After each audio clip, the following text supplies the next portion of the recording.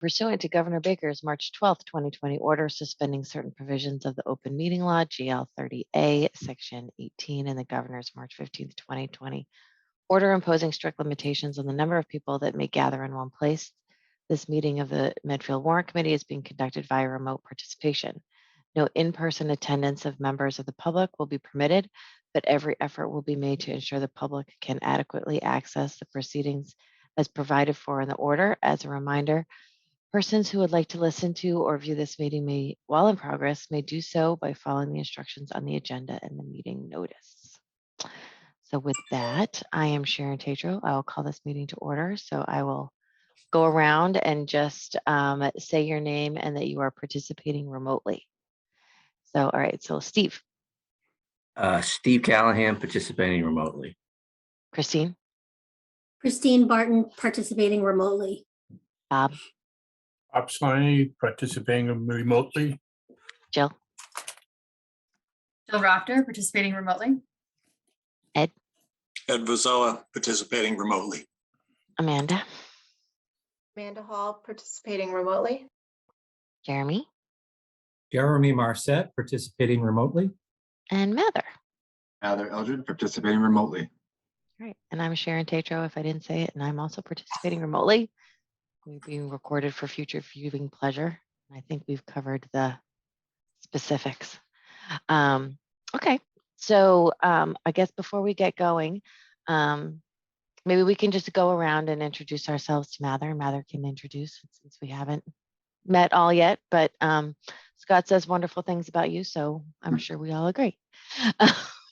So I'm Sharon, and I have been on this committee for too long, 7.5 years, I think, at this point. I keep coming back for more. But I live in town, been here for about 18 years, and I own a business in Millis, doing very simple things for very rich people. That's my tagline. There you go. So, but welcome. And all right, it's so hard to go around because we can't nod in the same order, but I'll do the same order I did before. So go ahead, Steve.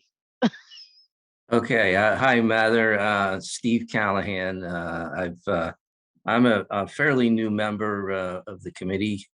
Joined last July, and been in town for 27 years.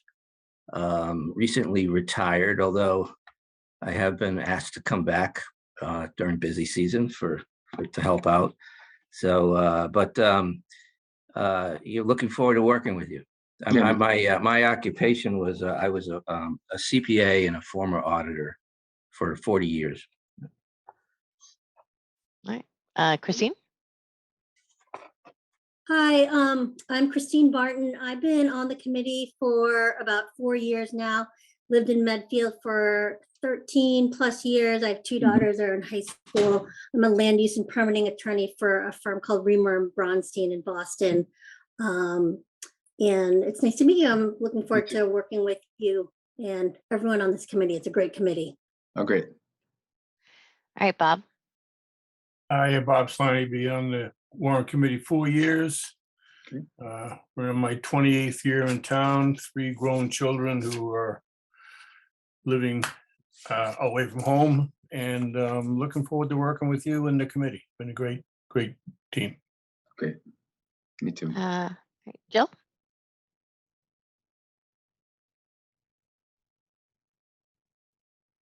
Is Jill frozen? Oh, Jill, did you hear me? Or is she frozen? We'll go to you, Ed, because I think she's having computer issues. Okay, hi, Mather. Welcome aboard. I've been on the Warrant Committee for about 2 years. Feels like 20, but no, been in town for about 40 years, actually 40 plus years. 3 children went through the school system. Looking forward to meeting you. I was in accounting and finance and controllership capacities for my whole career. Great. All right, Amanda. Hi, Amanda Hall. So I'm glad you guys went first because I would have to calculate the number of years I've been on the Warrant Committee. So I've been on the committee 4 years along with Christine and Bob, joined that same class. I am an attorney for a cybersecurity software company. And so I've been practicing law for a while across the cyberspace. I guess I've lived in Medfield about a little over 5 years. And so anyway, welcome. Nice to meet you. Nice to meet you as well. Thank you. All right, go ahead, Jeremy. Mather, Jeremy Marset. Been a Medfield resident for, I think, about 18 years almost. A couple of kids that are in the school system. I think on the Warrant Committee 4 to 5 years. Before that, I was on the Water and Sewer Board for about 14 years. Not retired. I wish I was, but not retired. I'm a civil engineer by trade. Currently the public works director for the town of Natick. Oh, right on. Go. Come aboard. Thank you. All right, Mather, why don't you go ahead and then we'll go Okay, to Jill. so hi, my name is Mather Eldred. I'm a resident of Medfield about 3 years now. I grew up over the town line, about a mile in the Walpole area. My wife was born and raised in Medfield, and college roommates all from Medfield after, so I worked through Medfield my whole, after college into my 20s, painting houses around here. I was recruited by Joanna Hilvert to kind of join the Warrant Committee. We work together. I'm a commercial property manager for some lab and commercial office space in the Cambridge and Watertown and Somerville area. And Joanna is an attorney that I work with on a daily basis. So she kind of voluntold me. And then before I know it, I got a call from Scott, and we were talking the other day, and then Scott sent an email, and so I'm happy to be a part of the committee and bring what I can to the committee as well. And yeah, I have a son, a 5-year-old son. I love Medfield. I've been around it for most of my life, and I'm just happy to help in any way I can. I'll take the first few meetings to kind of just observe, learn, see what's going on, review emails, and kind of before I, probably chime in too much. But happy to be here, happy to meet you all, and I'm looking forward to it. It's gonna be great. Awesome. Yeah. All right, Jill. Hey, I'm back. Okay. You were Sorry. frozen in time, so I we just- was. I fight with Zoom on a daily basis, so it's normal at this point. But Jill Rafter, I've been in Medfield for, gosh, probably 12 years now. My background is in the financial services industry, in project management, and I joined the committee this past summer as well as with Steve. So not been on too long, but it's been a great group to work with. I think you'll enjoy it. Great. Awesome. Cool. Well, since we're doing introductions, you probably should meet Christine and Nick. So Oh, good why call. don't you guys introduce yourselves? So I'm Christine Trewiler. I'm the town administrator. This Mhm. is my 4th year as town administrator. And prior to that, I was the assistant town administrator for 20 years. And then go ahead, Nick. Nicholas Milano, Assistant Town Administrator. I've been here for, 2 years and a few months. Previously worked for the city of Marlborough for the mayor there. So municipal background. Awesome. Okay, cool. So we try to be pretty painless, believe it or not. I did not speak at all for probably my first 2 years on the Warrant Committee. People wouldn't believe that now, but Christine might be able to attest to that. Now I just get punchy. So fair warning, meetings will never go past 9 because, as I've told everybody, I turn into a pumpkin at 9. I get really annoyed at that point. So anyway, try to keep it a little lighthearted. But this is honestly the best group of people that has been on this committee in all of the 7 years. No offense to everybody that's not on it. I do miss Joanna, so do tell her that. I will let her know. I will see. Okay. First thing tomorrow morning. So we do. No problem. Yeah, all right. Sounds good. Okay, so we have one little old business item in that apparently we had a meeting for like a minute before the town meeting that we needed to do minutes for. So I circulated those. So did everybody get to see my very exciting meeting minutes? So for those of us that were there, does anybody have any changes to those, or can we approve those? All right. If we change it, does that mean that we have to come, he has to come back? That Newton has to come back. He has to come back if we don't approve it? Like, well, yeah, we could reject Newton's resignation. Yeah, We we're gonna could do send him, that. we're gonna send him a note that we didn't pass it and he has to come back, so. That'll work. I think he should have been made to come here and read them out loud to you tonight. Right. I think that's I how you know. finish your term. Yeah, Yeah. I think that that's fair. Yeah. Okay. Would anybody like to make a motion? I move that the minutes from, was it November 7th? November 7th. Yeah. November 7th be approved. Okay. Second, Second, Second, Okay. All right. So let's go around. So Steve, Yes. Christine, yes. Bob, yes, Ed, Yes, Amanda, Yes. Jeremy, yes. Jill, Yes. and then Mather. You could abstain. I'll abstain, sure. Okay. All right. And then I vote yes. All right. So those pass and those very exciting minutes could get posted whenever you would like, Nick. All right. And so then our next piece of old business that maybe, Christine, maybe for Mather's benefit, you could give a little bit of background as to the financial policy that we're supposed to be voting on because he wasn't here for the discussions of those. Would you mind? I should make you watch all of those selectmen's meetings, but I won't. So, but that should be kind of your hazing introduction to the Yeah, warrant right. committee. So prior to, I believe it was 2018, prior to 2018, we did not have formalized financial policies that guided the direction of our budget and our planning for the future. So in 2018, the Board of Selectmen adopted the first round. And then this past year, there were some things we wanted to tweak on them. We wanted to edit.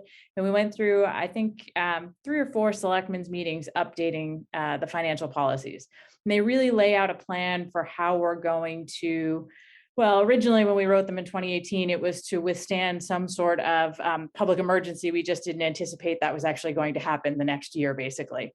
So there's to guide us in making sure that our reserves are plentiful enough to get us through any sort of downturn so that we don't have to have a significant drop in services and or layoffs within the town, so that we're planning for basically our rainy day.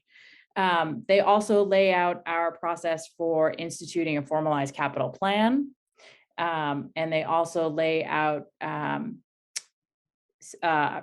I'm trying to think of the word I want to use, a test for us basically, or a standard we have to meet every year at town meeting to ensure that we're meeting those financial policies. So that's the key part of what we'll do actually with the selectmen next week. Once we hopefully have our certified free cash, we will go over that with them.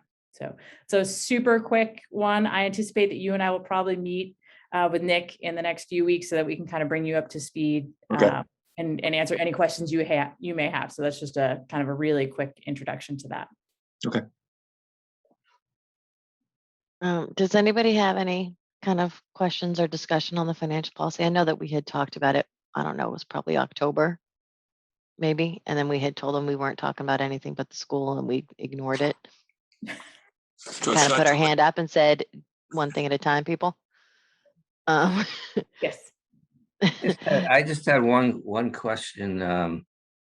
So we gave comments and you guys incorporated them, and then this went back to the selectmen. Did they make further changes or? They incorporated some of the edits and recommendations. I don't think that they had any more additions. Nick, correct me if I'm wrong. I don't think they had any more additions to it. And then they voted to sign it and send it to the warrant committee.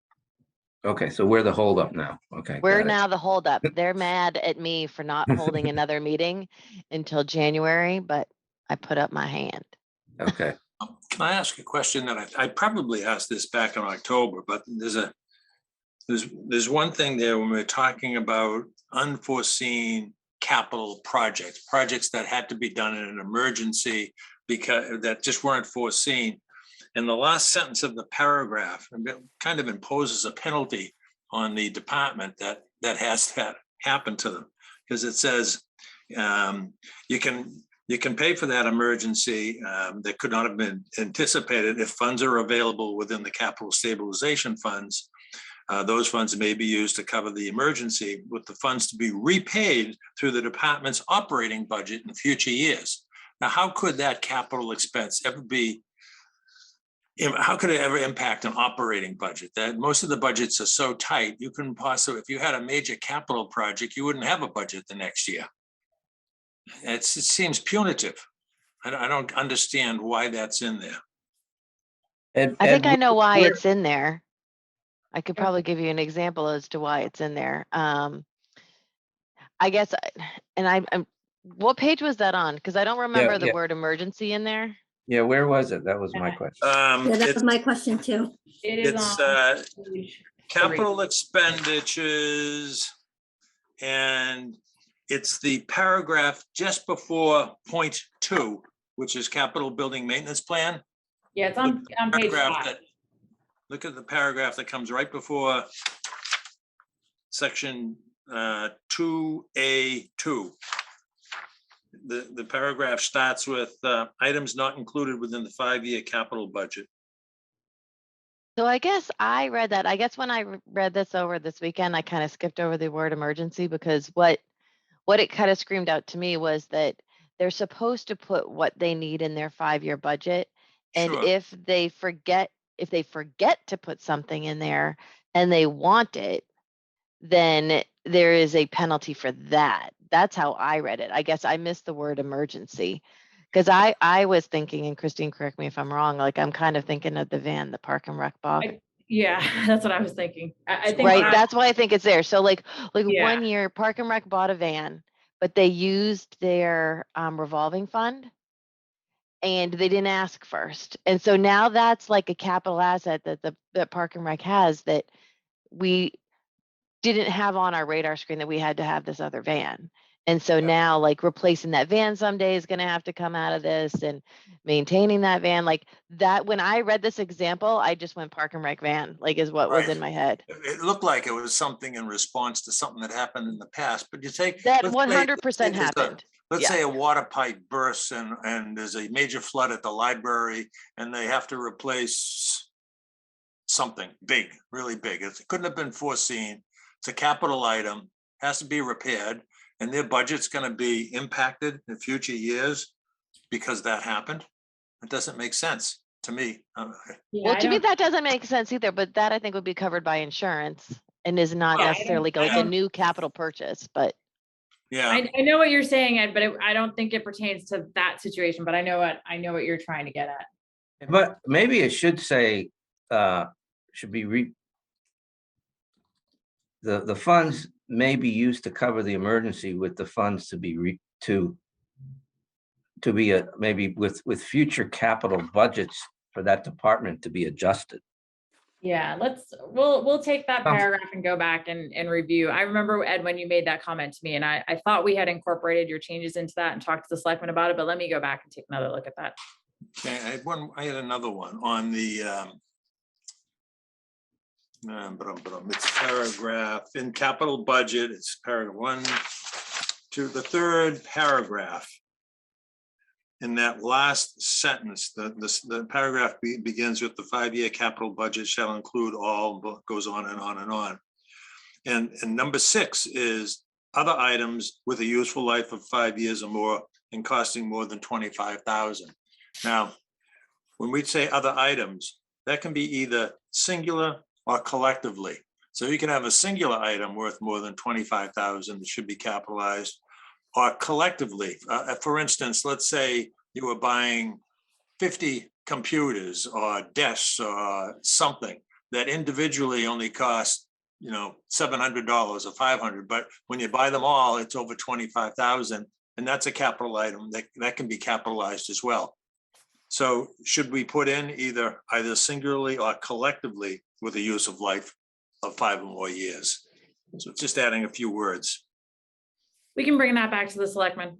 Yeah, I'm being picky, I guess. Oh. No, because that happened in my prior experience in Mansfield.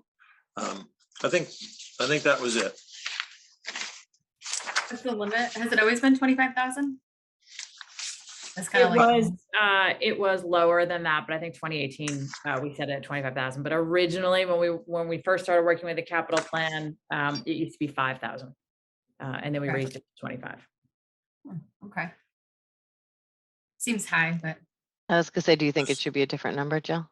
Well, a useful life of 5 years or greater, or a cost of $25,000 or more. So But yeah, the yeah, word, it kind of covers it, like technology purchases, things like that. I think it'll probably catch everything, but I just thought it was a high amount, a little high, but. in practice, we've been working to grab everything. I think, while the $25,000 is what's in our financial policies in practice, where, we have $10,000 and lower items on our capital plan, just in terms of showing everybody what we're actually spending on capital. Mhm. Okay. Are you worried that something will be less than 5 years and should be on here, Jill? Is that what you're thinking? Yeah, I just didn't know how much wiggle room that gave, right? If it's less than 5 or, 20,000, if it's. I don't know the history though, so I don't know, like, is it possible to have a lot of that or unforeseen or not? Yeah. I think 5 years for a capital item is fairly standard. Yeah. Yeah, yep. Yeah. Yeah, So is- that should capture, like, we're not worried about something that only had like a 3-year life or something. I don't know what that would be, but.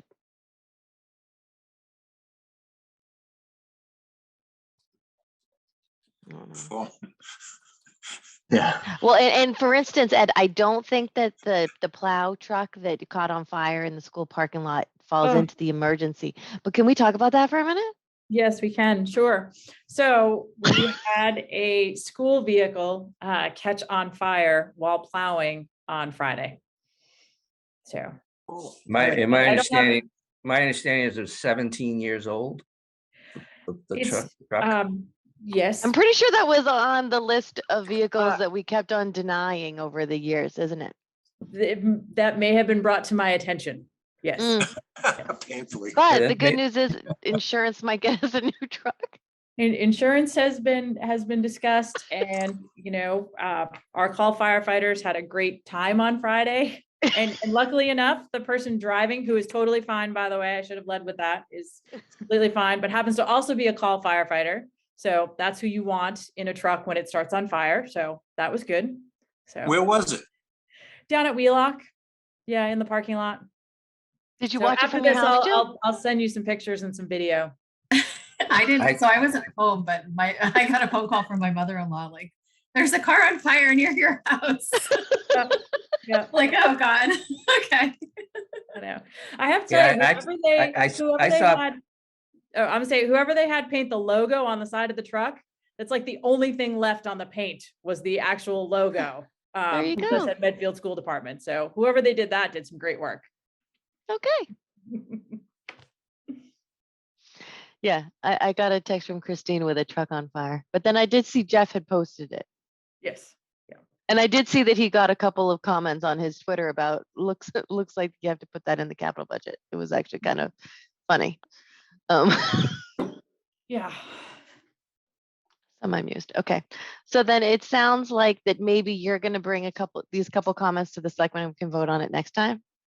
Or do you want us to, Why don't or do we- you want us can- to vote on it assuming that they make, Yeah, the let me bring it to changes that them I made. first with the comments, and then let's see if they're okay with those 2 comments, and then we'll have them re-vote it to approve it, and then we'll bring it back to you.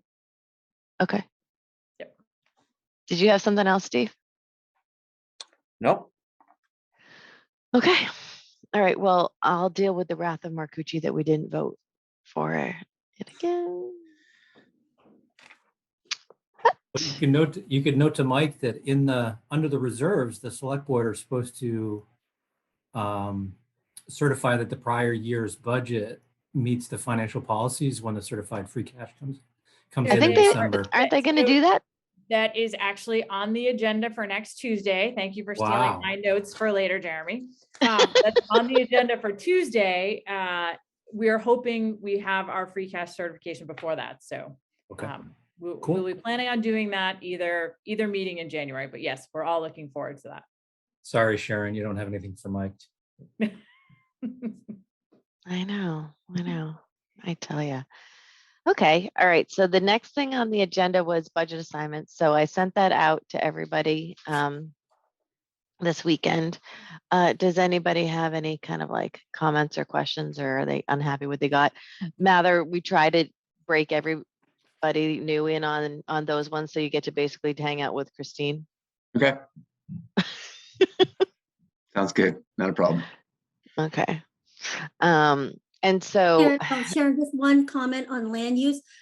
Planning and zoning, those budgets were combined, so it should just be one. oh, it should be just one budget. thing. Okay. Mhm.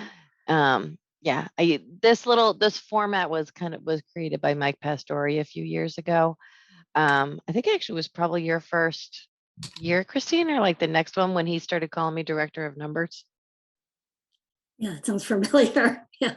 Yeah, like he created that. But anyway, I guess like this is the first budget season for Steve and for Jill and for Mather. I mean, and maybe we'll just we'll talk about this a bit when we do the update from the financial team. So I don't know, we can always do that next and we can talk about our schedule after. But the whole idea is that you will get to talk to your department heads, learn more about their budgets and what goes on in them, and then we'll start bringing people in.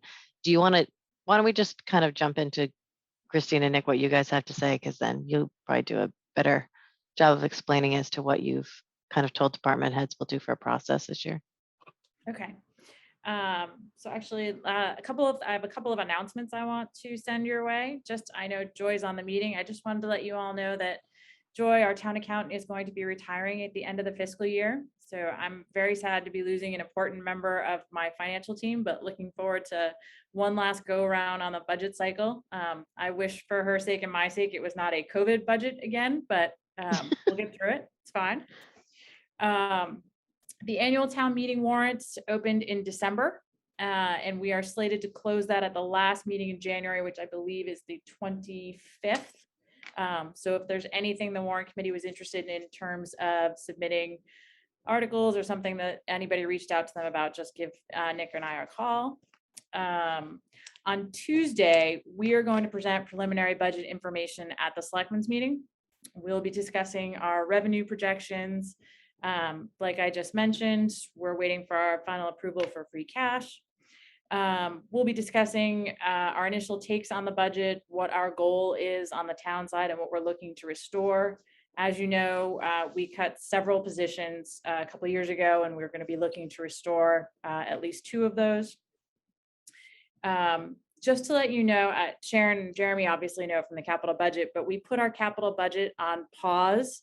And I know our financial policy says we'll start working on that and have that decided in the early fall. Unfortunately, we were still waiting for information from Treasury and from Norfolk County on our ARPA funding before we made any decisions on moving forward on that. The final rule was issued last week. We believe we have some more clarity. I may be slightly more optimistic than Norfolk County is on that clarity, but we're meeting next week to discuss that. So once we have that, we'll start putting together our ARPA spending plan and be able to talk a little more clearly about where we are headed on the capital budget. And the capital budget committee has met. We have reviewed all of the budget requests. We've met with the department heads. It was just determining how at this point we were going to fund our new capital stabilization fund. We have additional information that's coming in, obviously, as you know, and new information for you, Mather, is that our fixed cost information, such as health insurance, property liability, workers' comp, that information doesn't start to come to us until about now. And we anticipate the governor obviously releasing his budget as well, but we usually don't find out until the end of January about our health insurance number, which is obviously one of the biggest numbers in our budget. Yep. We've met with all of the department heads on the town side, and we have a budget to present, obviously, to the selectmen and to you. So we'll be updating your warrant committee binders. Please let us know if you don't want a binder this year. If you would just rather have it all electronic, we can do that as well. We have been working with departments on presenting a budget to us of any new items they would like to do, recognizing that we still have some concerns about structural deficiencies in our budget and where we're moving forward. And obviously, once again, we're planning this during a pandemic, so we're taking that into consideration as we move forward as well. And then earlier today, I sent an email out to all of you announcing that we received the grant from the Commonwealth, and we'll start working with the Collins Center to develop a new budget document. And we're going to start working on that. I believe we actually, I should apologize, Nick's been working with them since early December. That's going to run parallel with the budget process that we have now. So any information that we can incorporate into fiscal year 23, we will, but we don't anticipate fully running operational with that new budget document until fiscal year 24. But you'll start to see some changes as we work with the Collins Center on that. So, and we're super excited. It's something we wanted to do since 2018. So really happy we're finally moving forward with it. So I think it's just, it will give our residents and especially people going to town meeting just so much more context on the budget and understand why things are where they are and how they interrelate. And it's hard to do that with the budget we present now. Yes, we have a narrative. You know, the Warrant Committee gives an introduction, but I think the budget document really will give just so much more insight as to how departments run and how they work together. So very excited about that opportunity. So She told me today we're not going to shoot for 222 pages. Yes, I know. I apologize when I sent out the Oxford one and it was that long. It's pretty impressive. I know. I was like, whoa, okay. I think That's it's pro be a little forma. shorter. If you clicked know, on I was that gonna link to print it. I was Oxford, gonna- there's this 222 pages. I was like, oh, dude. I know, I was gonna print it and then I saw how long it was. I'm like, maybe not. And their town budget is half our size. Right. Well, that's If we could, that's if why we they had could to go for justify like a such quarter of document. those pages. We'll just use single spacing. It was their spacing was off. That's all. Their graphs were really pretty, but you know, Yeah, dude. the visuals were great. Yeah. Anyway, we're very, very excited about it. And obviously we'll be looking for you for more information and your input as we move forward on that budget process as well. So we'll present all of this to the selectmen on Tuesday. We have a presentation for them about how we're moving forward in the budget, what we anticipate. And then once we present that to you at your next meeting, we anticipate you'll start meeting with your department heads and start having people in for your public meetings and moving forward on the budget. Christine, can you talk a little bit about what, at the end of last year, we still had a lot of COVID funds that I think could carry over and used in subsequent years? So we have the ARPA funding. Yeah. So we have spent some of that. As you know, we did some on capital last year, and we'll send out an updated spreadsheet of what's been approved to date from the Board of Selectmen. But we anticipate once we were waiting for that final rule from the Treasury and ruling from Norfolk County, we'll start doing a spending plan for that. So we can incorporate perhaps some of that money into the funding this year's budget or the. I think budget? at this time, we don't have any plan to incorporate that as part of the operating budget other than capital items and some one-time expenses. So we'll start outlining that for you in the next couple of weeks. Okay. Cool. All right. Did you have anything else, Christine? I think that's all I have this evening. That was all you had. Look at that, it's 7:39 already. Okay. So I guess, do Steve and Jill and Mather, do you guys have questions? I feel like I've been doing this too long to be able to just spit out how we do it, but I have a feel question. like we haven't given you a lot of information how this works. I do. I'm just curious, like overall timing. Obviously we kind of kicked this process off now, but kind of major milestones through now and into the spring. I start to panic about February 1st. Just put that out Okay. there. That's when I get Okay. nervous. So by charter, the school committee presents their budget at the end of January. And I believe they already have set their public hearing for It's Thursday. It's like the 20th. 27th or 20th, whatever 27th. the Thursday is. It's a very busy week. Your meeting, the selectmen meeting, school committee's meeting that week. Yeah. Once they submit that, then we have the full budget picture for you to start working on. And then you'll have all the requests at that point by the end of January. Good. And we probably should explain that when it comes to us, it's off, like it's not balanced when it It's not a comes to balanced us. budget.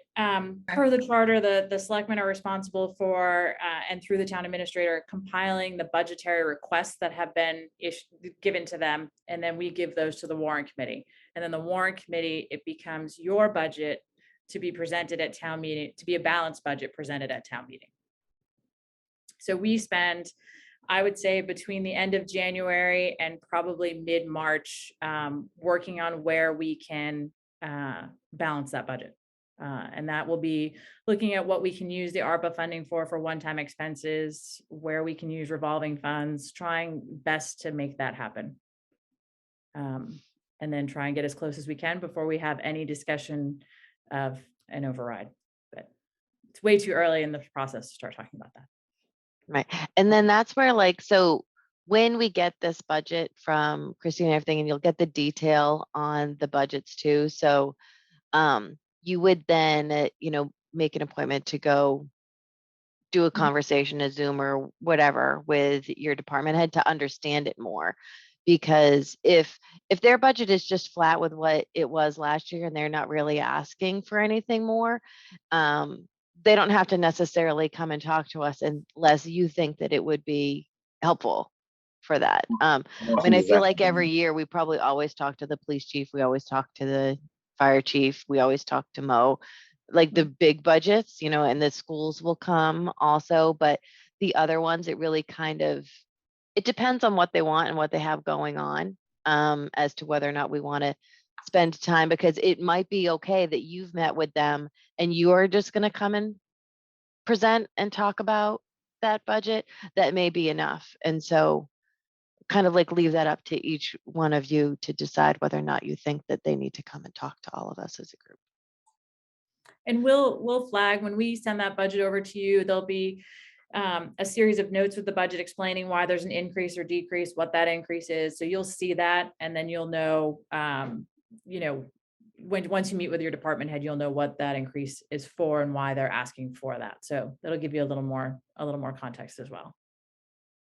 Sharon and Christine, I think it's a couple of points that I would add there or just comment on. One is, even for those small departments, small budgets, I do think that there is some benefit in having the director of that department attend. They've put a lot of time into it, and I think it's good for us to see those people. So I would just add that it's time that I feel is well spent. I think the second question I would have, or a second point I would ask, and kind of frame it in a question, that Sharon, with your experience, and Christine, as you and Nick develop the budget, a little guidance I think is helpful in terms of, what do you, when you talk to your department heads and they know they're accustomed to talking to a member of the warrant committee, but what are your expectations for those meetings, Christine? In terms of, it's not, I've always, not been in a position to question the budget, but to understand it, and, oftentimes we'll meet, my experiences have been, I'll be meeting with the department head before the budget's finalized.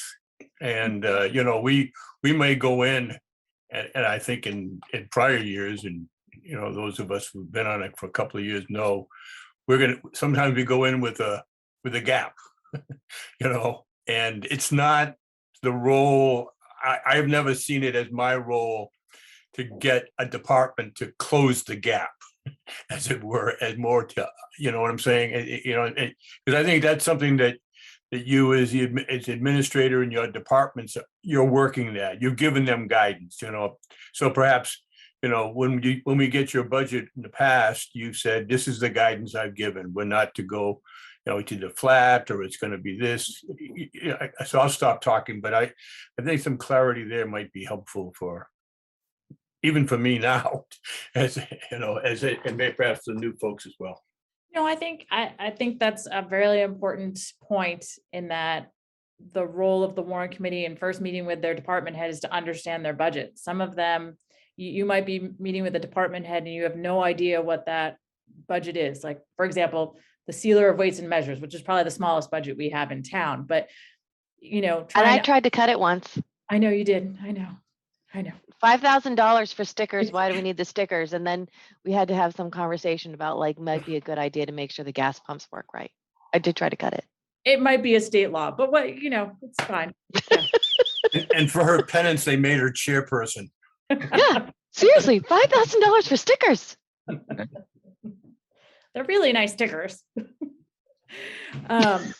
So I think it's important for the warrant committee representative when they meet with the department head to understand the budget, understand what that department functions, how it works. And obviously, you're new to the committee and I wish we were doing this new budget document this year so you'd get all that context. So you're actually going to help build up what we're doing essentially, since we have to wait a year to do it. But I think in the past, at least the last 3 years where we've done significant cuts or had, a significant differential in our starting point on the budgets, it has been up to the Board of Selectmen and the town administrator to work with those departments to figure out where we can have those cuts. And our guidance to them, we were meeting with them, is recognize that we're still planning this budget during a pandemic and there's still, our local receipts and our revenue is not, where we would like it to be at this point. And, there's always the recognition that 97% of our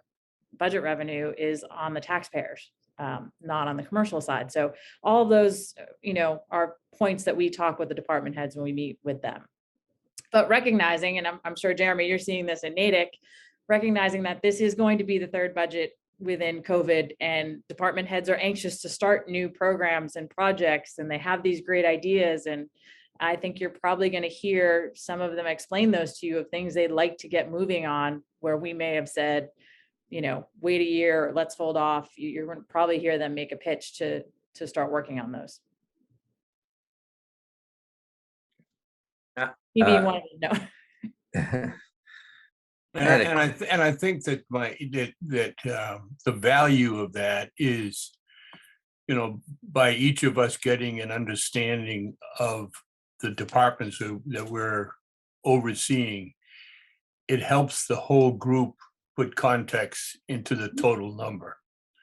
And it gives it, so really what I think the value you add, regardless of what the size is because 3% to 100,000 and 3% to $1 million, it's still, it's a big number within the context of each department. And having each one of us adding context, because at the end of the day, we work to a bottom line number. Right. So I think that's very helpful. I guess another question I have there is, and Sharon, it was in your email, but just for clarity, when it's referred to as the warrant committee budget, and I know this has been this is new. It's in the financial policy that we didn't vote on. Yeah, but it's and I know it put Mike in the little chair one year. So can you clarify what does that mean in terms of the context of what we do and what does that mean? So I can, Sharon, do you want me to answer that? First of all, I told the story. Go for it, because I'm going to be punchy and tell the story as to why I think it's like that. So you can tell the unpunchy version. I told the story twice today of Mike Pastore in the little chair. So I love that you brought that up. So yeah. So let me hear it. Not a big guy. He'll fit on a little chair. You have to hear that story directly from Mike. If you go into a meeting with like Putin, he's up in a big chair and you're in a little stool. Kind of, you get the context. Right, just now this has gotten out of control. We were meeting in the library, and you know how they have the little kid chairs in the library? That was the only one available to Mike, and they made him sit in it. Horrible. No, but I agree with Bob. There's, what does that mean? Like the warrant committee's budget. When you look at the budget presentation back in May when we were approving it, you have a column for the warrant committee recommendation and you have a column for, what's the other label that we put on there? The town budget. Like the And then requested budget or something like that? Yeah. you have Requested the- budget and the warrant committee budget. It's 2 columns. No, no, Right. Right. So the Board of Selectmen are responsible for submitting departmental and budget requests to you. So that is the budget we deliver to you, Right. for the next couple of weeks. It then becomes the warrant committee budget, and it's the warrant committee's responsibility to bring a balanced budget to town meeting. So when we issue the warrant report, so the warrant report is a Gotcha. product of the Board of Selectmen, but the budget inside, as you just mentioned, is the warrant committee recommendations. It is the Right. warrant committee's budget. So it's your responsibility to advocate it, not that you can't ask the department heads or myself or Nick or the Board of Selectmen to, answer questions or be responsible for things and discussing it, but the actual budget itself is a product of the warrant committee. So like, let's Yeah. just say, Ed, we're down to like, we're off by like $100,000 and we're not going to pull from free cash. So we would then have to decide, okay, do we want to take 100 from here or 50 from these 2 or 25 from these 4? Like based on all the things that we know from all the departments, like we're then making the We have value the final choice as say. to which thing is most important to the town. Like that's how it becomes ours, because the 9 of us are making that final cut. And not the selectmen. All right. Right. But we have the final say. Well, Okay. let me, I know you want to jump in, Steve, but let me just kind of let's go back to the historical 2000 and, I don't know what we're in, 2022, last year. For example, the Warrant Committee, under your leadership, Sharon, and that's a Mhm. compliment, had a proposal as to how to split free cash and use, I think it was some of the COVID money. Mhm. Right. You're right. And the warrant and the selectmen said no. Right. So if this year that happened, the selectmen have to say yes. No, it's our they can budget? present their own, I think. Yeah, I mean, I think we take that, yes, it's literally your budget to be presented at town meeting, but both the town, the schools, and the warrant committee try to work together to come up with an approach and a budget, especially last year, that we could all live with at town meeting. So I think if push comes to shove, yes, the warrant committee is presenting the budget that's in the warrant report, and we would have to offer an alternative. I don't want to go back to 2018 when there were 3 different budgets in the warrant report. And whether or not that was the right way to do it, that's how we chose to do it. And there were 3 different recommendations from 3 different groups in that warrant report. So It was very confusing. the intention of the financial policy, calling it the Warrant Committee report budget, is to force that collaboration of the parties. I don't think it's to force it, but I think the charter is clear. Well, I guess there's 2 things. So the charter is clear that it's the warrant committee's budget. So, yeah, I think. I think that in the past, and Christy, maybe this helps or not, like a couple of years ago, there was a major argument and like this stalemate for a few weeks because we couldn't get past to a point of we were off and we couldn't decide where it was going to go. And Mike Pastore kept saying to the selectmen, you guys have to balance this and tell us what to do. And then the selectmen kept pushing back on us and saying, no, you have to do. Like this ping pong match went back and forth for weeks and we were stuck. And we ended up having this whole argument of whose is it? So part of me thinks that the change to this financial policy saying that it's ours ends the ping pong match. Yes. Can I just say something that? Yeah. I think that's probably, that sounds right to me, that it ends the ping pong match. However, I don't think it relieves, the town, departments or the selectmen from submitting a balanced budget. In other words, that column in the warrant report requested column, that should balance. They should submit to us a balanced budget. Well, it's hard for us to do that because we don't control 2/3 of the budget. Right.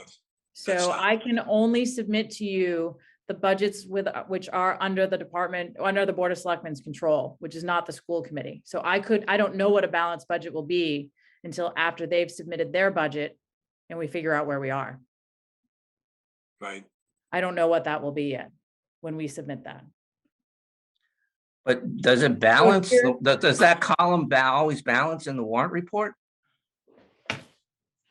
The requested one, usually I would say yes, because it usually changes over time because people change their 'Cause we request. Change it. So like the No, way the I requ- kind of remember it happened, like the first one that we get never balances. We're always off by say a million or I two. get that. I get that. But But I the one think that- the one we published that has. I think the one that published in the end, other than the 2018 disaster, usually does balance. For Okay. the vast majority of the time, I think when we publish it in the end, the columns are identical usually. Yeah, like for example, the budget this year was less than what the final fiscal year 21 warrant committee recommends. And this question actually came up at town meeting. Some of the department requests that you're going to get at the first go round, for example, are estimates. I don't have solid health insurance numbers. I don't have solid Right. property and liability numbers. So Okay. I'm estimating what those are going to be. So those change as we get closer. So the original department request that was submitted to you, this first couple of weeks of January won't be the same once we go to town meeting. And that's why sometimes your recommendation differs so much from what that department request is because we finally find out what that line item is going to cost. That happened in insurance this year. Yeah, and I mean, and historically, at least in the 3 years that I've been involved, it does come down to the town and the school in Yes. terms of where the rubber meets the road, right? And as you say that, so, and the warrant committee has really been the initiator or with the town, has been working with each to bring some balance. Yeah, into that. Yeah, okay. Well, the other thing we have in our financial policy, Bob, is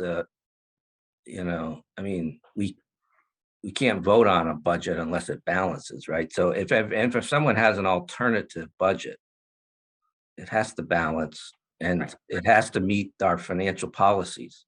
Otherwise, it can't go before the town for. Right, but it can go to the town. I mean, to balance the budget could include an override. Right. And that's where the tension comes in. That's where our 2018 mess came from because we did a budget that had no override. And then we did a budget that the warrant committee supported that had a smaller override. And then we had a budget that had a larger override because the schools wanted an even bigger number. And so we went through this process where we passed the balanced budget because we needed something to fall back on. And then we voted on the one furthest to the right that the schools wanted with the larger override. And then that one passed. And so Okay. the one in the middle never actually got voted on. And I think that part of this is trying to make it so that we have the balanced budget. And then if somebody wants to say something, like if our balanced budget does not have an override in it and somebody wants to do something else, they basically have to put a hold on that budget and ask for it at town meeting like they always could. Right, Christine? Right. And then Yeah. remember one of the other things to think about is when the departments are submitting their budgets to you, because we're reviewing them in November and December, a cost of living increase has not been assigned to that. So when they send in their department requests that, like, for example, last year was 2%, that's not included in what they've requested. That's a decision that's made during the process between the personnel board and the Board of Selectmen as to what that non-union cost of living increase will be. So then you're also going to see the warrant committee recommending a slightly higher budget once that's been agreed upon what the cost of living is going to be. So that's why you see some changes. That's why it's hard for me on the first go rounds to have the selectmen present a balanced budget to you until we have all of those pieces of information. And I think that's fine, because it's dynamic right up to when you have to submit. I think, those of us who've been serving on this for a while understand the dynamics of that. The point, Steve, to that balanced budget is, and I guess I'd raise this as a question to the chairperson. Do we start from the premise, because we have in the past, I think, that there won't be an override? Yes. I think that we definitely start from that premise that there won't be an override. So And we also start from the premise that we're not going to use free cash either. I'm sorry? I said, we also start from the premise that we're not going to use free cash for operating. That's part of the financial policy too. Right. Well, no, I mean, an override is not within, is an option. But I think that as you go at a budget, compliance with the policies are absolute. I agree with that. Mhm. But I think it's important as we go in, just as we initiate the budget review, that we will have a balanced budget without an override. Correct. I don't think we should just say that carte blanche. Obviously, that's our objective and that's our goal. But I don't think we should just say that's the going in, that's the mandate. I mean, we're obviously. Well, I don't think it's a mandate, Ed. I think it's more like the goal is to do that, but I don't think that like if you're going to ask for an override, I think it's something that we're deciding in like the last couple of meetings because there's something really super specific that's driving that. That's correct. So you don't, yeah. So you can't say right up front, we won't have it. We got to wait till the very end to know whether it's needed. Well, that I would say I disagree, because I think that the discipline of a budget begins with we spend within our means, and the 2.5 increase across the board tells us what we can spend, and any other increase that might come from other revenue sources. But I personally, think that going in, it's not to say that we won't have an override if, the stuff hits the fan and we have no options, but it would have to be, kind of extraordinary in my view. And the discipline, because, I think the fiscal discipline that a no override objective, that's not an edict, it's an objective, would present some discipline to the budget process that I think is very important, that there is no way around it. Because otherwise you say, well, I need to do this, I'm going to spend 4% and it's above the 2.5, so I'm going to do an override. And because we're going to come back to that issue of, well, you're on your own, at the end of the day, we can't dictate to the school committee, right? That there wouldn't be an override. They make that choice on their own, but we wouldn't, so I don't know. I mean, the edicts don't work, I understand, but I would say the objective would be that we will spend within our revenue without the extraordinary measure of an override. And stay within our financial policies. Exactly. Yep. Yeah, which means not using free cash to fund operating budgets. Right. But so it's. I mean, I agree. That should be the objective, and unless, I guess, Christine, have you heard from anybody that or do you know of a situation that right now where people are talking about an override, or do you give, is everything that you're aware of, it's operating as no override planned? Are you asking me in terms of other elected officials who are thinking about an override, or department heads or residents? I guess I'm just looking for. Well, I mean, I guess as. What are the may- answers for each, Christine? Yeah, there you go. List them out by I think name I- no, I- and address and tell us what they think.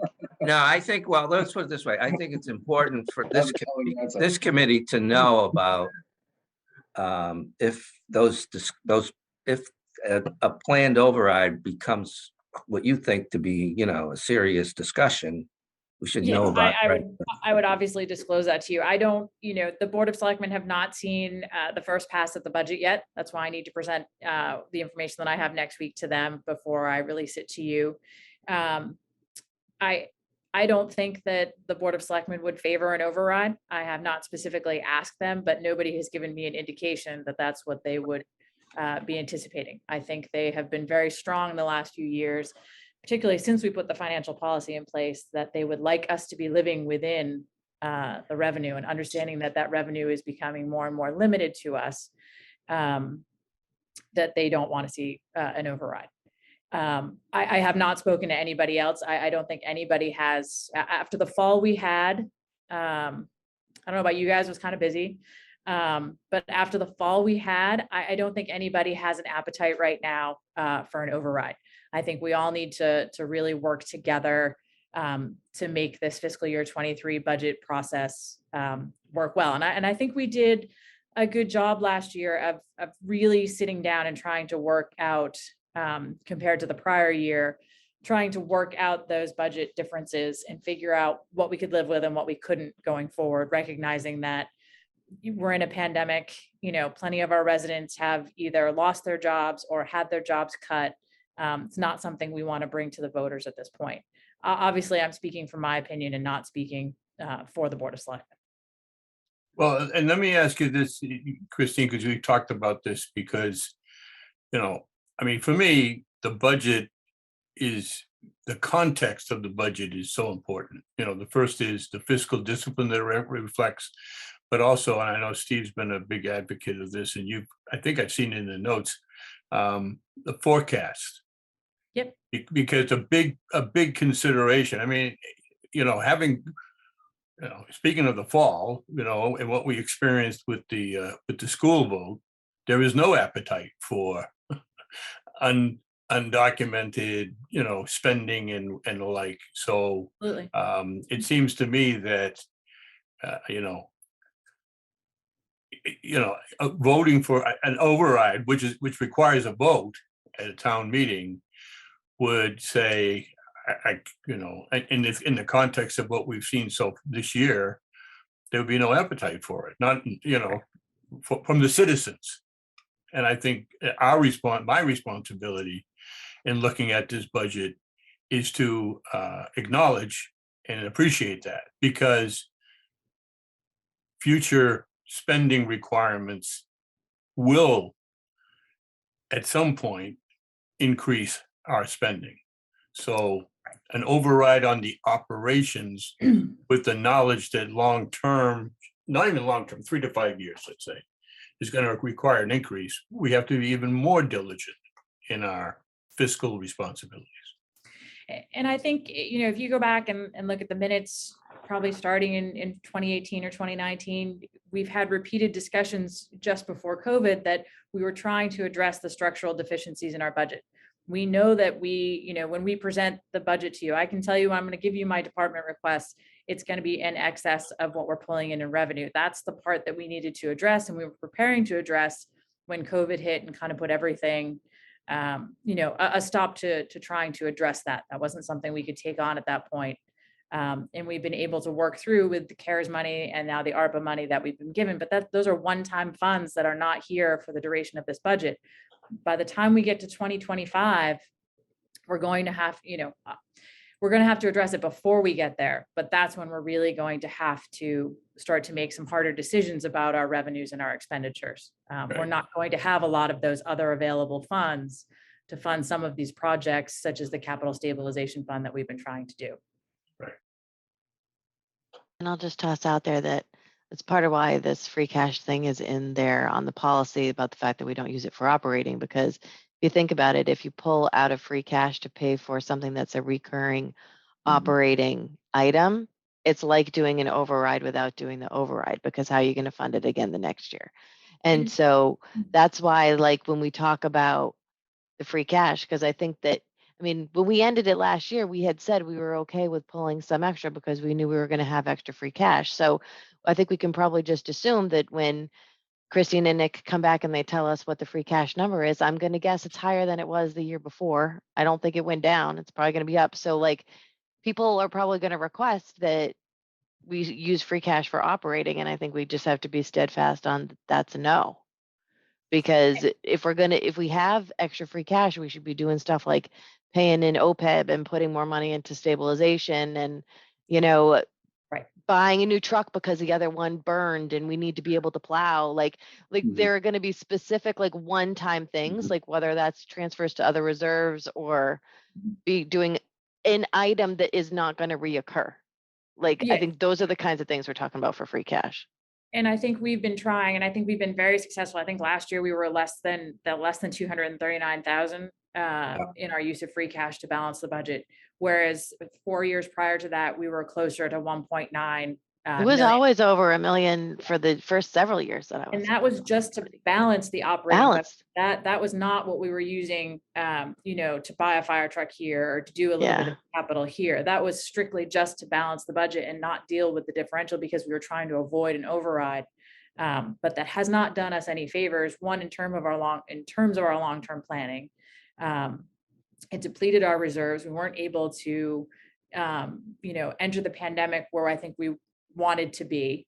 And then I think we can't give into, yes, we have the money in free cash, but we need to use it because it's there. We're going to end up in that same cycle and not address what we need to address, which I think is actually I'm just repeating everything that all of you have said tonight, but just reiterating that that's really where we want to be.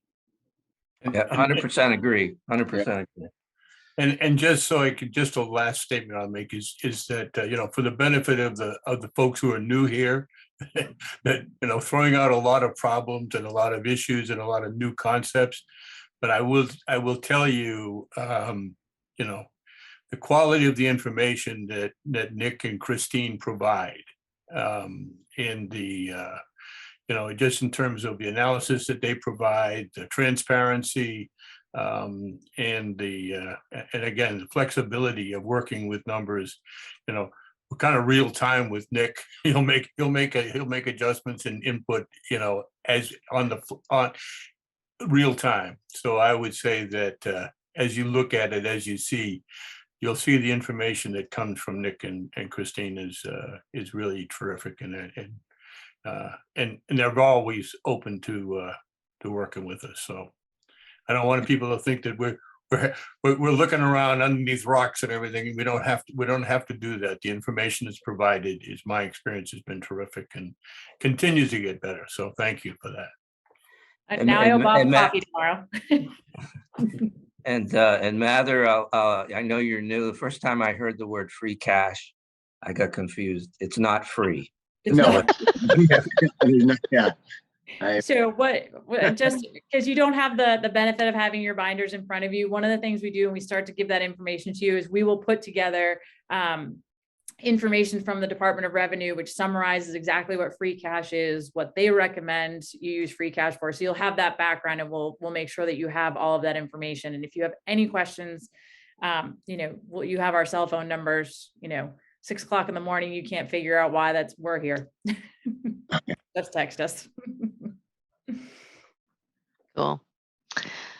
All right. Well, that was good. Does anybody else have anything on that? All right. So I see Martha has been sitting out there. So why don't we bring Martha in? So Martha Festa, for those of you that don't know, used to be on the Warrant Committee. She was chair of the Warrant Committee, one of my early years on the Warrant Committee. And Martha is the resident Warrant Committee expert while she was on the committee and while she has been not on the committee about the Medfield State Hospital. So Martha is Trey awesome, and she is here. And I had forwarded you all some information that Martha had put together, but I think I'll probably just turn over the floor to her. This is kind of our recap and thoughts on the last town meeting, and if we have other thoughts kind of going forward. And Martha had lots of good thoughts, so I'm gonna. All right, so I think everybody got a memo except for Nick and Christine, and I think I talked to Christine about this, but I apologize that the other two have not seen anything in advance.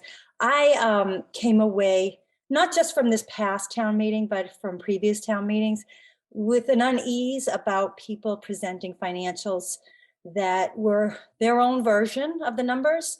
And I see you guys do amazing work. I haven't been on the committee for so many years. I know how much you put into it. I know you're 9 people with different diverse perspectives and strengths, with backgrounds and understanding of the town's financials and their challenges.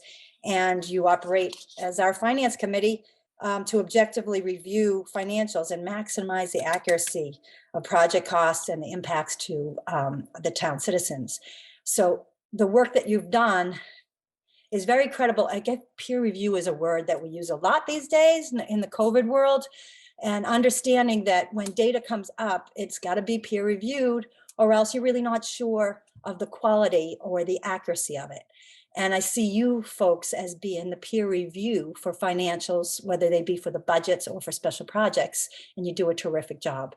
And then when somebody gets up at town meeting and presents their own version of the numbers that were not peer reviewed, were not objective because they were done by a group with a specific angle that they were trying to push, I think it's a disservice to the town people, because they should be relying on the people that have spent all the time that you did. And it can be confusing. And I think it's a disservice to you for all the time that you spent to do this thing right, to be fair. It's not usually universal. We do have, and that's good. It's not like groupthink. We have different people putting their perspectives in to come to a balanced and objective view. So I get very concerned when I see people getting up and getting the same stage, and they shouldn't be getting the same credibility as your group, but for people who don't really understand the process, they just see this version of numbers or that version of numbers, and they might go with the ones they like. So I talked to Scott and said, is there something that we can do about this, to eliminate this disservice? And he said, I don't think it needs to be a charter review item or anything like that. I think we could probably put together a policy and present it at town meeting and just explain, this is the way we do things. But so he was looking for a proposal for a policy. And clearly you folks are the people who would need to be very much a part of that. But I'd be more than happy to help out in any way that I can, just because I got a lot of years on the Warrant Committee in my back pocket. So again, I put in the memo, I started to research, what can we benchmark against other towns? How do they deal with this? I can't imagine that we're unique in this. And that's when I went on to, Jeremy, what's the organization that you're part of? What is it called? The Association of Town Finance Committees. Yeah, and so so I just wanted to talk to this group, find out if anybody else shared the concern or had an interest in working towards a policy, or a policy that could be presented and reviewed. Our town administration would have to review it. I'm sure the selectmen would have to review it, and certainly Scott. But again, is this something, Jeremy, that you've seen addressed at that kind of level, the state level? I don't know if it's necessarily in that finance committee guide. Yeah. But I can certainly reach out to other board members that have a lot of experience and how their towns run their town meetings, and I could pose the question, see how they go about it. Yeah, and I first brought it up relative to town meeting, but then then remembered that there was also meetings held at, say, the senior center, and financials were presented there as well. that weren't vetted. And so in my perspective, I think it would be maybe appropriate, but I'm not sure if it's possible to extend this to any public meeting that is sponsored by the town or on town property, that numbers are peer reviewed by the finance committee, or not presented, or presented with a caveat or something. You know, I don't know what the right answer is, but so again, I just wanted to present for one, my appreciation for all that you guys have done. Especially, I know the work that you put in last spring. You did an amazing job.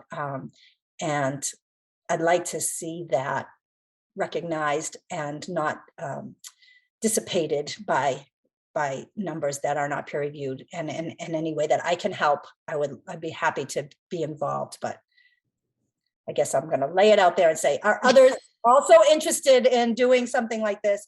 Does anybody want me to help? What would be the appropriate way to move forward if moving forward's the right thing? Thoughts?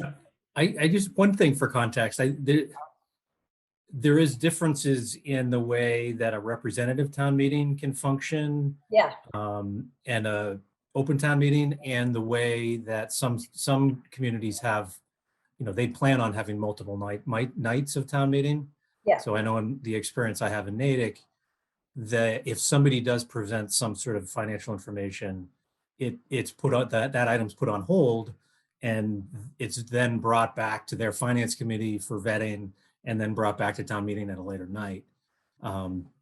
We don't have that luxury, nor do we want to have that luxury necessarily in the town meeting for Medfield, when we can get most of the business done in one evening. So, you know, that is, you know, when things come up real time live at a town meeting, it can be difficult to have the time to vet those numbers unless they're presented in advance, which I guess that's part of what you note in your memo. Maybe there needs to be a deadline that those are submitted in advance of town meeting for proper vetting and review. This past fall, boy, we got a lot of numbers. We reviewed a lot of numbers. Right. And I think you did a great job trying to take in perspective of different angles and review the numbers and again, be objective.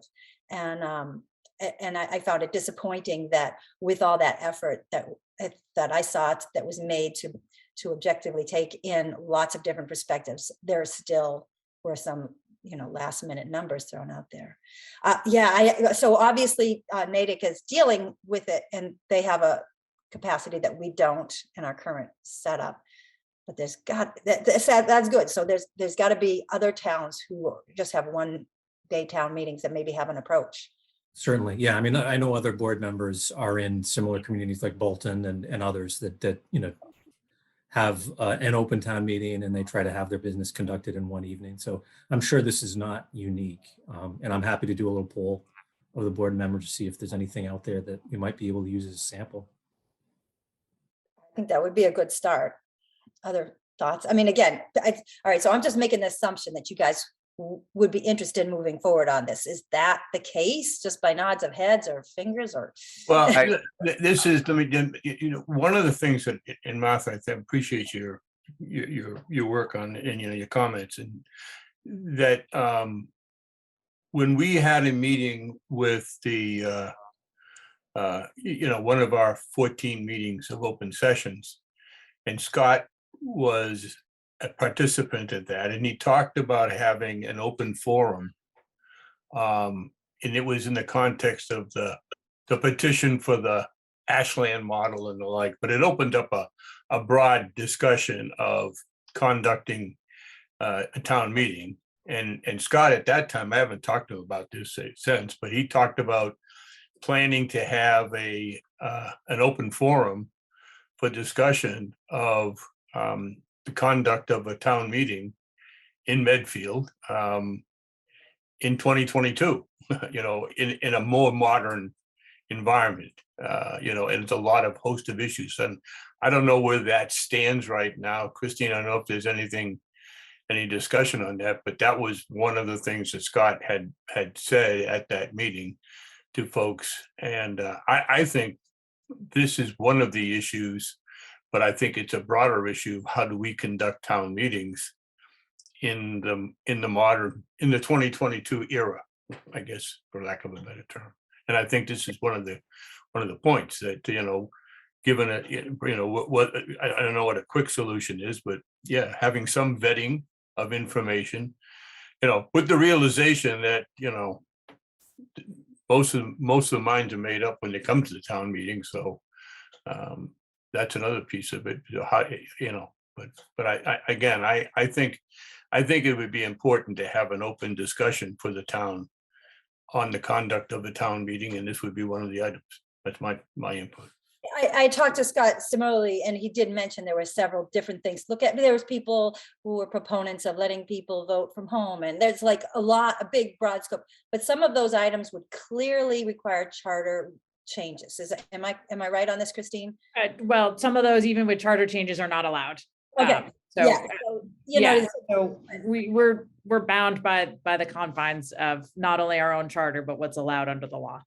correct. So there's while I agree that there's probably a broad spectrum of things that maybe should be looked at, I get concerned that if we lump too many things into the same bucket, it might be 5 years before we get any resolution. And he didn't think that this kind of issue was going to be something that needed to be handled by a charter, but simply a policy might do it. So, well, I don't want to belittle the other issues.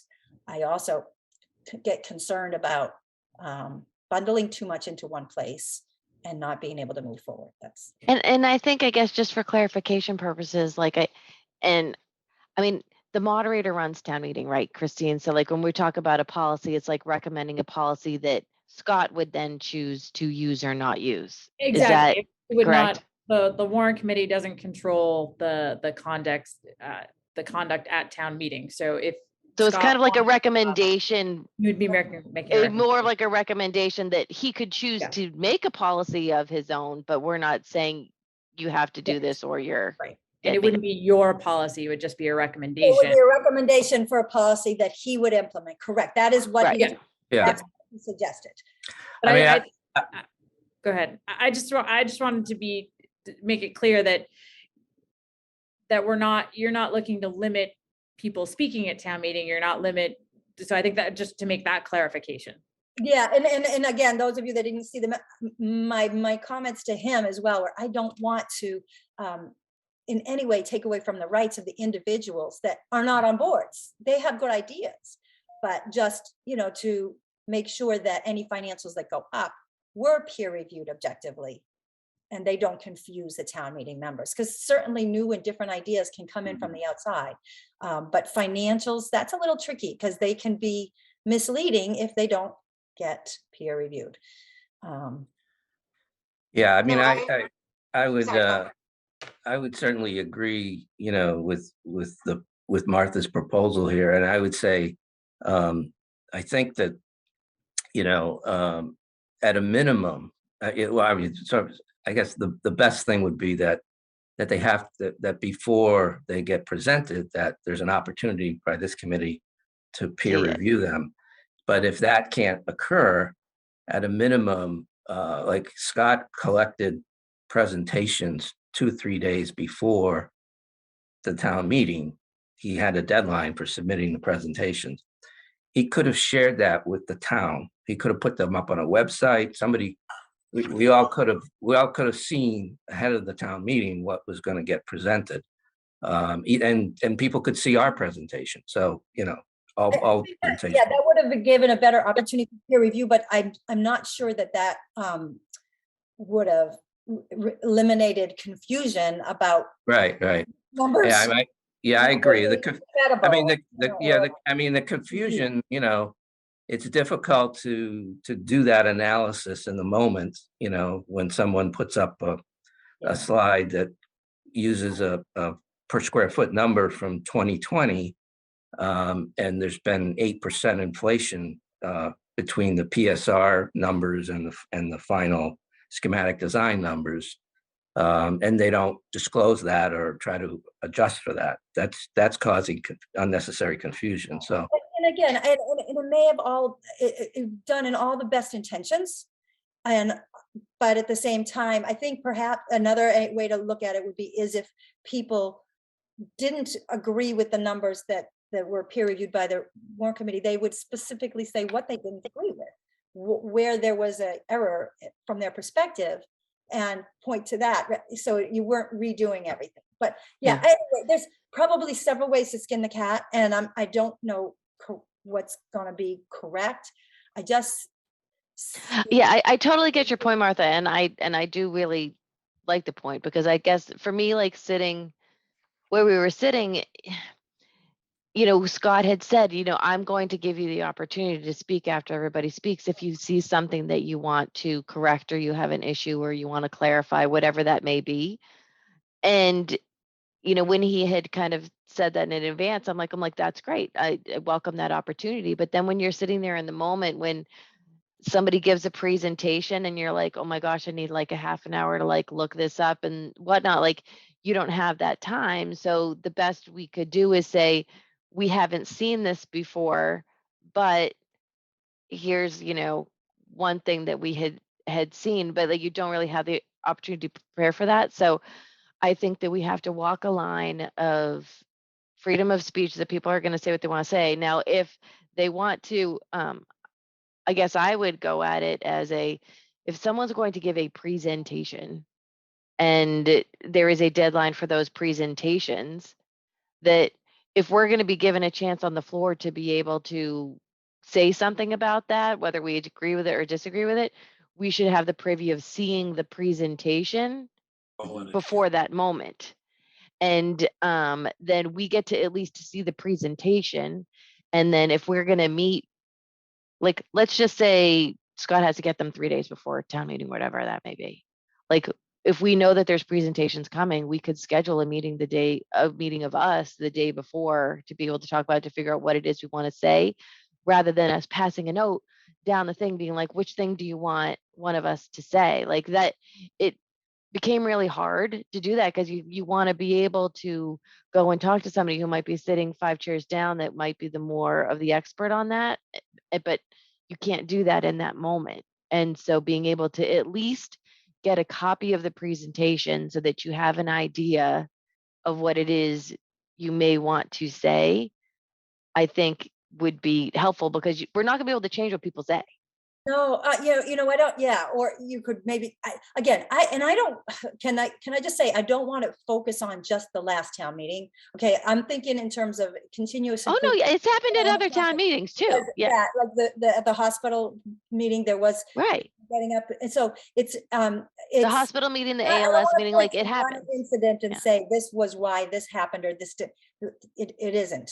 I'm just saying that there seemed to be a place for improvement in the way people were, so we don't confuse people, and we make sure that peer review and vetted numbers are the ones that people are taking into account when they're making a decision. That's all. Can we keep the scope to the town meeting? Because I just don't know how we cover the rest of everything else. I can't imagine how you cover everything else either. Yeah, honestly, it goes well. For example, at the senior center, I think there were two different groups that made presentations. I wouldn't be surprised if there was financials at both. I know that there was financials at one, and I'm just saying on town property at a town vetted thing. Hey, but people are going to talk on Facebook and they're going to say whatever they want, and nobody's going to have any right or privilege to those town properties. Though, that's meeting space, right, for the public. I mean, yeah, I think it's tough to say you can't. I think the one that she's ahead of time. I agree, Jill. I mean, I think I agree, Martha, with the need for this.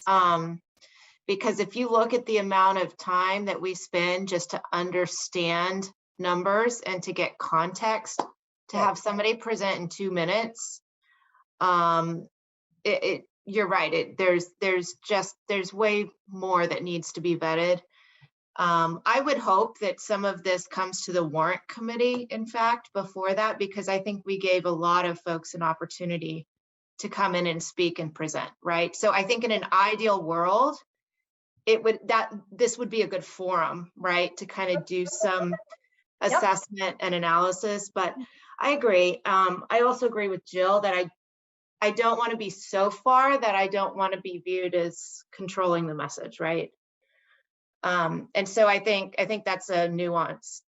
So benchmarking, like looking at what other towns do to make sure that accurate information is coming out. Yep, fair enough. Yeah. So maybe Jeremy, do you want to reach out or do you want to put me in touch with people? I mean, you guys are about to head into the, I don't know what the right way to. I say we leverage Martha. Yeah. But, Jeremy, you've got. And if there's anybody that wants to, like Jeremy, like if you want to like connect Martha or reach out, I mean, I think if people want to, and then maybe once, and then we could talk again before you present it to Scott. Does that make sense? Yeah, I wouldn't. Yeah, I wouldn't. I would help draft something, and then I would have you guys decide if this is appropriate from your perspective. Yeah. Yeah, Martha, I'm happy to, offline, I can help set you up with a few contacts to do some screening.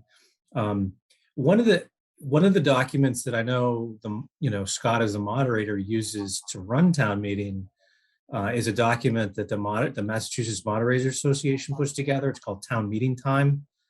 That document may be, and I think it's referenced in the way that we run the town meeting here in Medfield, that may actually have some, I wonder if that has information or some sort of guidance on how, the moderator approaches such things like this. And through the Mass Municipal, would we look at that or just ask Scott? I should ask. Scott should have a copy. Yeah, Scott has a copy. He's referenced it in the past. He's well versed on it. Okay. It's available for purchase on the Moderators Association website. It's 20. I just was looking. It's $27. I don't have a copy myself, but it's called Town Meeting Time. It's like the Bible for town moderators. Okay. All right. I will talk to Scott about that. Jeremy, I'll connect with you offline. I don't know if anybody else has an interest in getting involved with this, they could email me directly, and I will collaborate with whoever has an interest, and clearly just bring a possible proposal back to you folks and make sure that it's well peer reviewed. There we go. Very cool. All right, awesome. Thank you, Martha. Thank you for everything you guys are doing. Very much needed. Thank you. Thank you. Thanks, Martha. Okay. So I had scheduling for the spring, which I skipped over. So I think that, in our theory of we were going to go opposite meetings from the selectmen has already been blown out of the water because they've added a meeting when our next meeting was supposed to be. So, Christine, I think we wanted to have our next meeting on the Wednesday, right? That Wednesday, correct. Just lost my planner. Yes, Wednesday. So it is Wednesday, the 26th? The 26th, correct. Does that work for people? Instead of the 25th. Yeah, because the selectmen are meeting the 25th. So if 26th. you're really interested in lots of Zoom meetings that week, the selectmen would meet on the 25th. We would meet on the 26th. And then I assume that the school budget meeting will be both probably, well, it was posted as in person at that high school. I'm assuming it's going to be both, or yeah, I just think they'll be online. back. Yeah, I think they're planning on being back, hopefully hybrid, by their budget hearing, and the selectmen are hoping to be hybrid next week as well. Okay. All right. Probably when I they all think go I might hybrid. have a conflict with the 26th, Sharon, but I'll let you know. Okay. Sounds good. Does anybody else have a conflict on the 26th? I know it's going to be hard to have like good nights for everybody, but and then I guess for the new folks, I would say generally what we have done is met every other week in January and potentially in February, and then usually after February break. In March, we tend to meet weekly because we realize that we have so many things we have to cover that we haven't covered. So then we tend to meet weekly, because the other part about this that we haven't really talked much about is the fact that we have to do this fun stuff for every single warrant article in addition to the budget. So I don't know, Christine, if you've had an influx of, have you gotten any other warrant articles, or are going to be lucky this year and there aren't any? Right now, I think we have some standard warrant articles that we have every year, obviously our financial articles. We do have an article to change the name of the Board of Selectmen. Trying to think. We're going to call them the Queen Bees. Yeah. We're looking for suggestions. Okay. Trying to think if there's anything else. I think there's some rezoning articles. Didn't There's some Sarah zoning propose some articles. rezoning? Yeah, so I can send you out the draft list that we have to date. I'll send that out tonight. That's fine. Yeah. So really that becomes kind of like a volume issue, because as much as we like it or not, even if they don't have to do with money, that's why we are a warrant committee and we get to do those, much to Ed's dismay.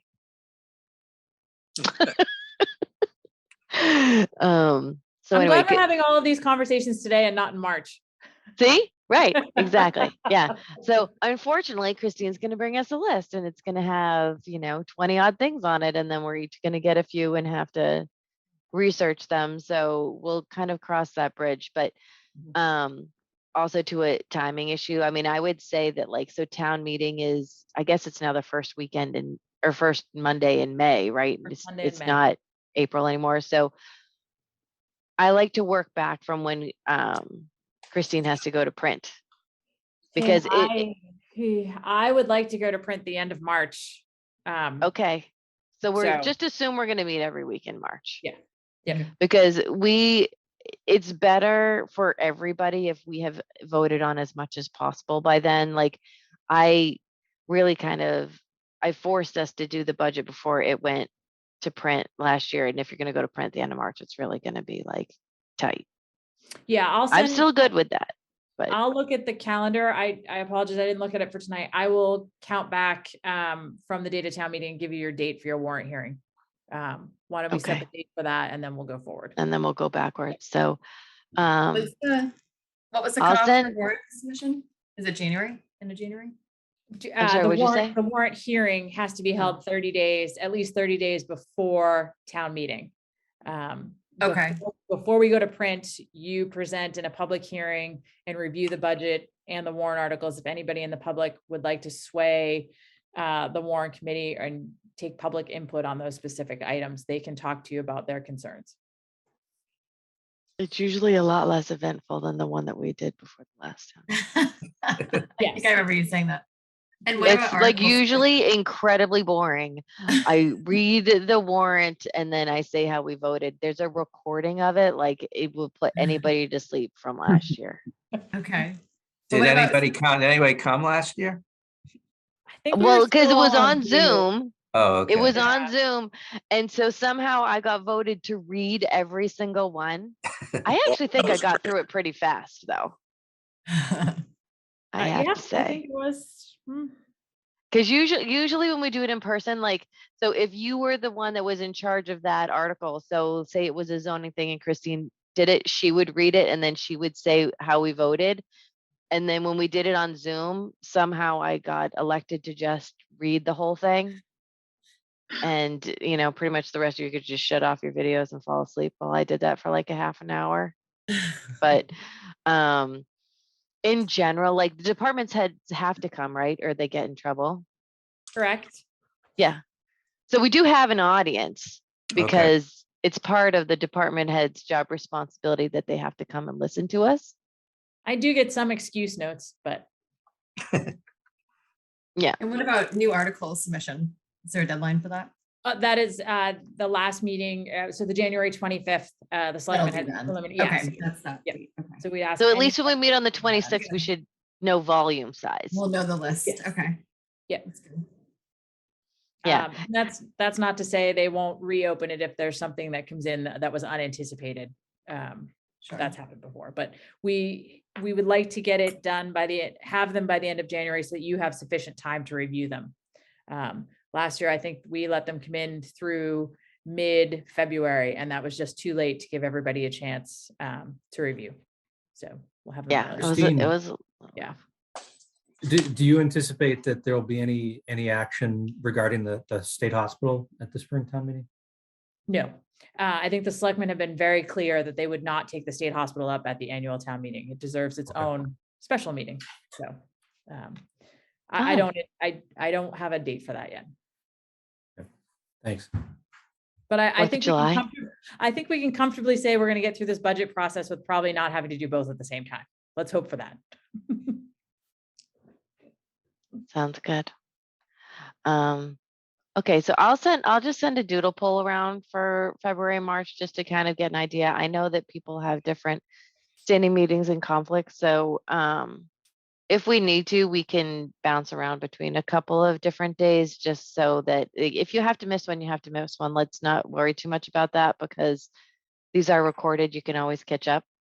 And so I'm not going to necessarily try to go for 100% attendance. I would love it if we have days that I can get 100% attendance, I'm going to take them.